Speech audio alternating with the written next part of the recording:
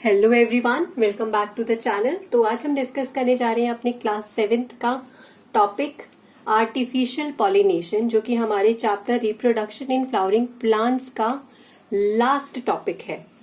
तो आप सब लोग जानते हो कि हमारे अर्थ पे पॉपुलेशन बहुत ही ज्यादा इंक्रीज हो रही है, और जिस तरह से पॉपुलेशन इंक्रीज हो रही है उसी हिसाब से लोगों को फूड की जरूरत बहुत ज्यादा फील होती है।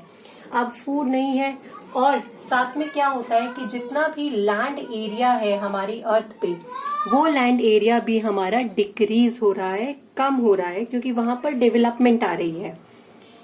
तो आर्टिफिशियल पॉलिनेशन की अगर हम बात करें, the improvement in the quality of seed, the improvement in the quality of seed, or you can say the improvement in the quality of crop।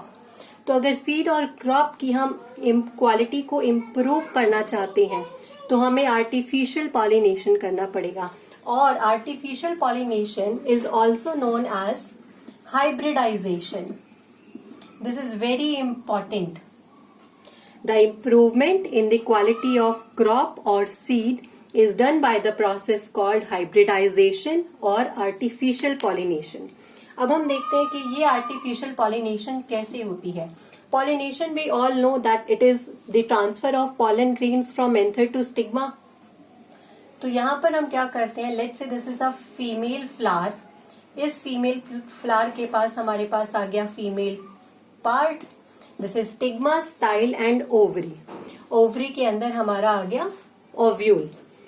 तो जब भी हम इस तरह का आर्टिफिशियली पॉलिनेशन करते हैं तो हम जो मेल पॉलन ग्रेन को चूज करते हैं वो बेस्ट होना चाहिए।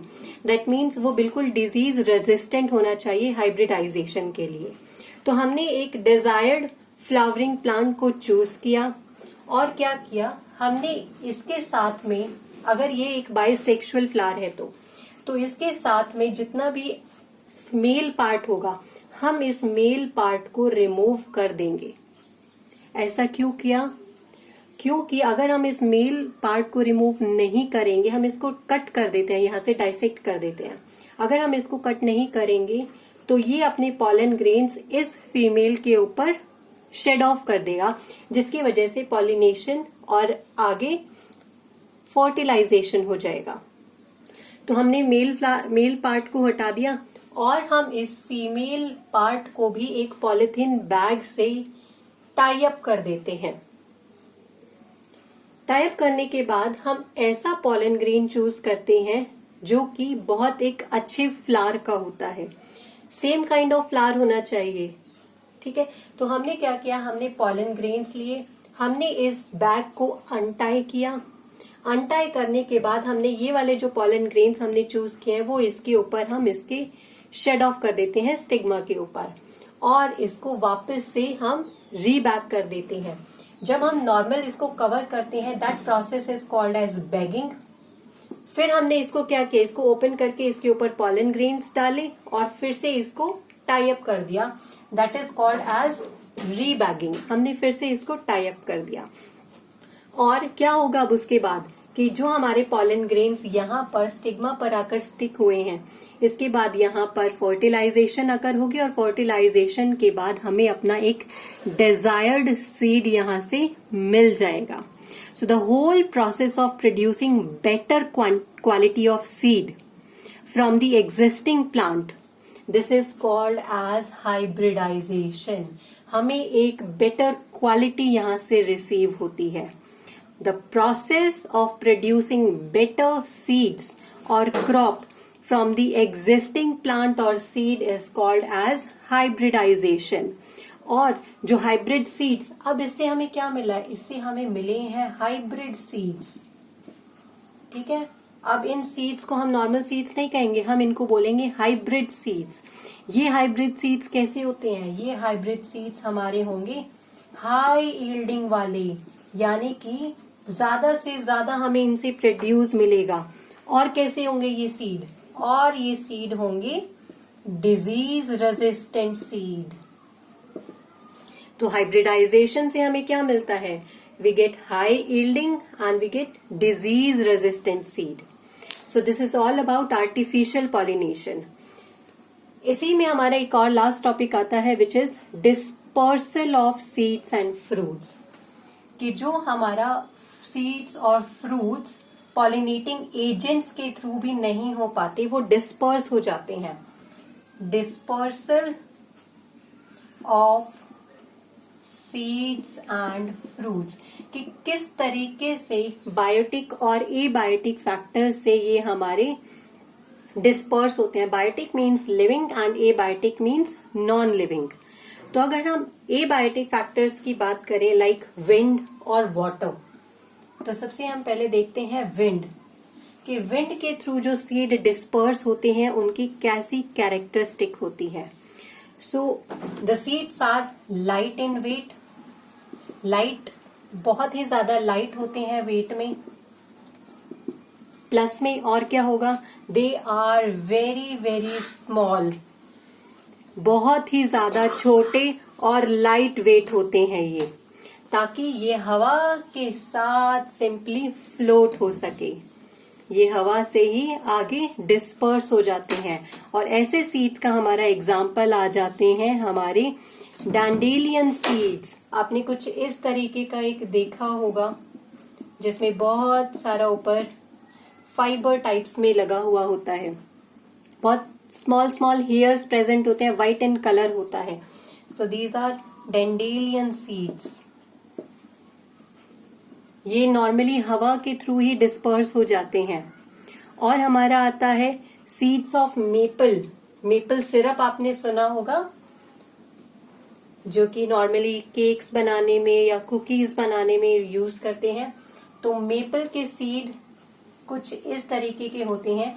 और इन सीड की ये खास बात है कि इनके साथ एक तरीके का विंग अटैच होता है, तो इनको विंग्ड सीड्स भी बोलते हैं. These are seeds of maple. तो ये हवा के साथ डिस्पर्स हो जाते हैं. और सनफ्लावर के सीड्स भी बहुत ही ज्यादा स्मॉल होते हैं और लाइट इन वेट होते हैं, तो वो भी विंड के थ्रू ही डिस्पर्स होते हैं. So these are the seeds by wind, जो कि विंड इनको डिस्पर्स करती हैं. वाटर के थ्रू कैसे सीड्स डिस्पर्स होते हैं, तो कोकोनट वाटर आप लोग बहुत पीते होंगे या सुना तो होगा कोकोनट वाटर के बारे में.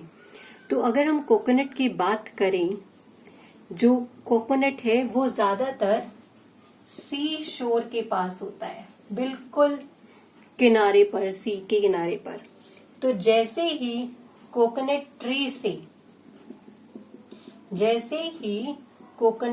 से कोई कोकोनट जब नीचे गिर जाता है, तो वो कभी कभी क्या होता है, हमारे सी में ही फ्लोट करना स्टार्ट हो जाता है.